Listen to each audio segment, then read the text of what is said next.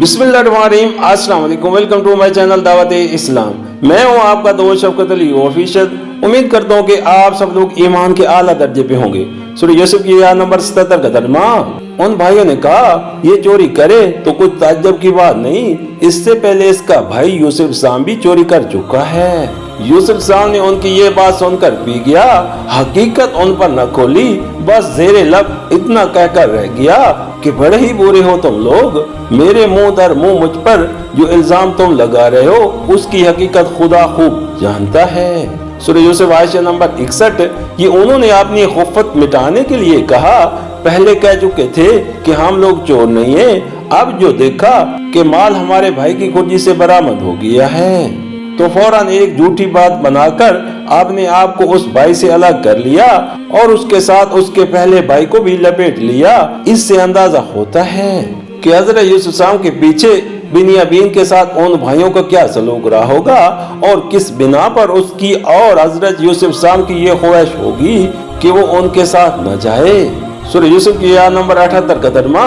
उन्होंने कहा, ऐ सरदार जी इक़्तिदार अजीज, इसका बाप बहुत बूढ़ा आदमी है, इसकी जगह आप हम में से किसी को रख लीजिए, हम आपको बड़ा ही नेकनक्श इंसान पाते हैं। सूरह यूसुफ आयत नंबर 62।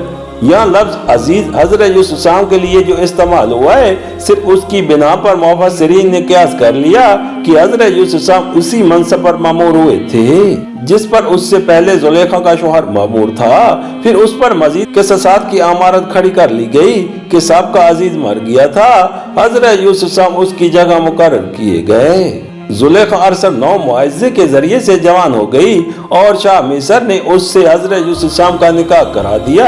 हद ये है कि शबो अरसी में हजरत यूसुफ साम और जुलेखा के दरमियान जो बातें हुई वो तक किसी जरिए से हमारे मुफस्सिरीन को पहुंच गईं। हालांकि ये सब बातें सरासर वहम हैं। लफ्ज अजीज के मुतल्लिक हम पहले कह चुके हैं कि ये मिस्र में किसी खास मनसब का नाम न था, बल्कि माज साहिब इक़्तिदार के मानी में इस्तेमाल किया गया है। गालिबन मिस्र में बड़े लोगों के लिए इस तरह का कोई लफ्ज इस्तिलाहन हराइन था जैसे हमारे मुल्क में लफ्ज सरकार बोला जाता है। इसी का तर्जुमा कुरान में अजीज किया गया है। राज जुलेखा से हजरत यूसुफ इस्लाम का निकाह। तो इस अफसाने की बुनियाद सिर्फ ये है कि बाइबल और तलमूद में फतुफारी की बेटी असनाद से उनके निकाह की रिवायत बयान की गई है और जुलेखा के शोहर का नाम फतुफार था। ये चीजें इस्राएली रिवायात से नकल दर नकल होती हुई मुफस्सिरीन तक पहुंची और जैसा कि ज़बानी अफवाहों का कायदा है कि फतुफारी बआसानी फतुफार बन गया। बेटी की जगह बीवी को मिल गई और बीवी ला मोहल्ला जुलेखा ही थी, लिहाजा इससे हजरत यूसुफ साम का निकाह करने के लिए फतुफार को मार दिया गया और इस तरह यूसुफ जुलेखा की तनसीब मुकम्मल हो गई।